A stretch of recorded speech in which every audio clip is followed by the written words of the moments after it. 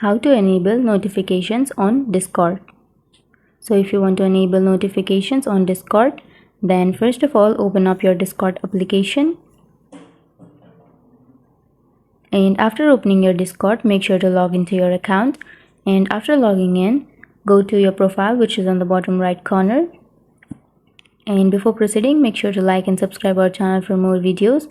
And now under your profile you will have push notifications not enabled. So if you have not enabled your notifications, then you will have this one. So you can simply tap on enable, which is on the right side, and then from here it will directly take you to the settings.